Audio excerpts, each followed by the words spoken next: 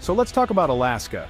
It's that giant piece of the United States that looks like it's trying to give Canada a high five, but is just a little too far away. Geographically, it's a land of extremes, massive mountains, sprawling glaciers, and a coastline longer than all the other US states combined.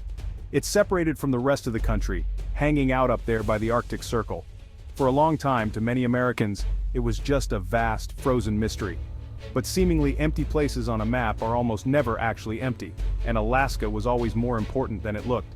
Even before it was part of the US, Alaska was a place of immense strategic value, sitting at a crossroads between continents just across the Bering Strait from Asia. This story, how Alaska switched hands from Russia to the United States, is one of the most fascinating and misunderstood transactions in history. To understand why Russia sold it, we have to go back to a time when Alaska was prized for something much softer and far more valuable than oil or gold. How did Russia end up owning a chunk of North America? It started with an ambitious czar and the lure of the fur trade. In the 1700s, Russian trappers pushed east across Siberia, chasing the profits of sable, fox, and especially sea otter pelts, soft gold. In 1741, Vitus Bering's expedition confirmed Alaska's existence, and soon, Russian hunters descended on its rich waters. The Russian-American Company, chartered in 1799, ran Alaska as a corporate colony, extracting wealth and exploiting indigenous labor. They even pushed as far south as California, trying to supply their remote outposts. But Russian America was never a settler colony. It was a resource extraction machine built on the fragile foundation of the sea otter. The problem? The Russians were too good at hunting. By the mid-1800s, sea otters were nearly extinct. With the fur trade collapsing, the Russian-American company's profits plummeted. Alaska, always expensive to maintain, became a money-losing liability. The colony's main reason for existing was vanishing into the ocean. Russia's grand Alaskan adventure was starting to look like a costly mistake. And that was just the beginning of their problems. The vanishing sea otters were just the start. Alaska was enormous, remote, and nearly impossible to govern. Separated from Russia by thousands of miles of wilderness and the Bering Sea, supplying or defending the colony was a logistical nightmare. The Russian population in Alaska was tiny, vastly outnumbered by indigenous peoples who resisted foreign rule. Meanwhile, British traders and American whalers were encroaching, and Russia lacked the power to defend its claim. The Crimean War hammered home Russia's vulnerability. The British Navy could seize Alaska at any time, and Russia couldn't stop them. The fur trade was dead, the colony was expensive, and it was indefensible. Grand Duke Konstantin Nikolaevich, the Tsar's brother, put it bluntly, better to sell Alaska to the US than lose it to Britain for nothing. The logic was clear: get what you can, while you still can. Russia needed money, and Alaska was now a liability. The only question was, would anyone actually buy it? The answer lay in Washington, D.C., and in the ambitions of one man. The stage was set for a historic deal. But why would the US want it? Let's flip the map. While Russia was desperate to sell, why would the US want to buy Alaska? In the 1860s, America was recovering from the Civil War and focused on rebuilding and westward expansion. But Secretary of State William H. Seward had a bigger vision: manifest destiny, the belief that the US was destined to expand across the continent and beyond. Seward saw Alaska as a strategic gem, a foothold in the North Pacific, a way to pressure British Canada, and a stepping stone to Asian trade. Alaska's Aleutian Islands offered a natural route to Japan and China. Beyond strategy, there were practical motives. American fishermen and whalers already knew Alaska's waters were rich with cod, salmon, and whales. Rumors swirled about timber, coal, and maybe even gold. Seward was willing to gamble on Alaska's future potential, even if most Americans thought he was crazy. He was playing the long game. For Seward, Alaska wasn't a frozen wasteland, it was the next frontier. All he needed was a willing seller, and Russia was ready to deal. The negotiations began.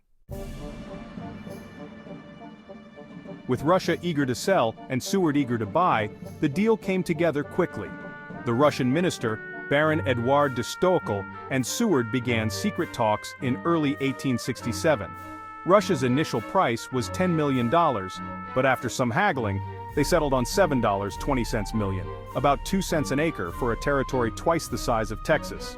It was a bargain, even then. The treaty was signed in a marathon overnight session on March 30, 1867, but the real challenge was convincing the U.S. Senate.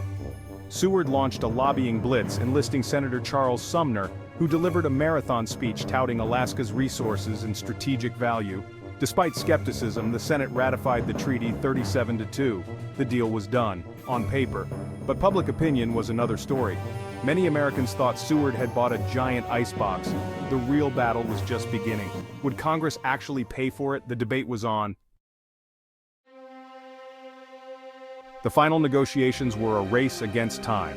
Baron de Steckel needed a respectable price, Seward wanted a legacy.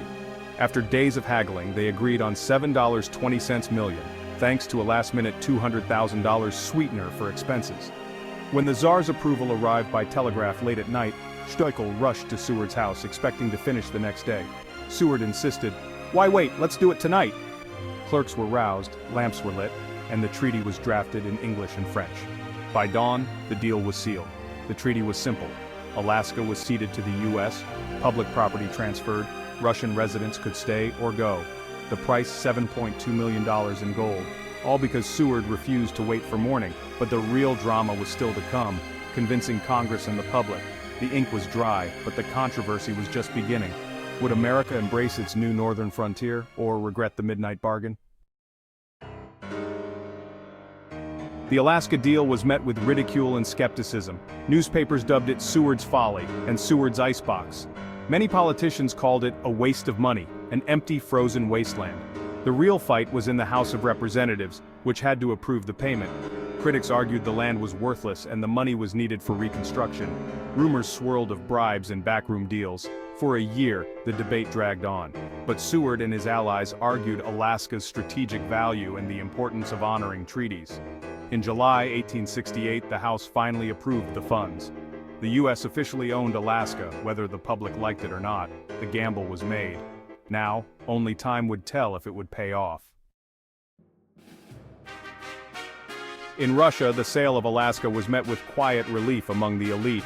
The Tsar and his advisors saw it as a smart move, unloading an unprofitable, indefensible colony and avoiding conflict with Britain. The Russian-American company was dissolved, its shareholders compensated.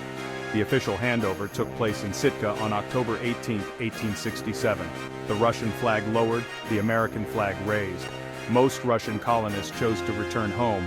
Some nationalists grumbled, but most saw Alaska as a failed experiment. The empire's future, they believed, lay in Asia, not North America. Selling Alaska let Russia refocus its resources closer to home. The chapter of Russian America was closed. For Russia, it was a pragmatic end to a costly adventure. For America, it was just the beginning. For decades, Alaska seemed like a frozen folly, ignored, sparsely populated, and run by the military. Then, in 1896, gold was discovered, triggering a rush that put Alaska on the map.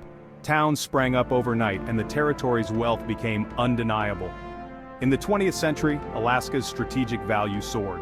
World War II and the Cold War made it a military stronghold, a front line against threats from across the Pacific and the Soviet Union. And then came oil. In 1968, the Prudhoe Bay discovery transformed Alaska into an energy powerhouse. The Trans-Alaska Pipeline brought billions in revenue. That $7.2 million investment paid off thousands of times over. What was once mocked as Seward's folly became one of the greatest bargains in history. Alaska's story is a testament to vision, risk, and the unexpected rewards of seeing value where others see only ice. The gamble paid off, beyond anyone's wildest dreams. And that's how America got its biggest, coldest, and perhaps most surprising state.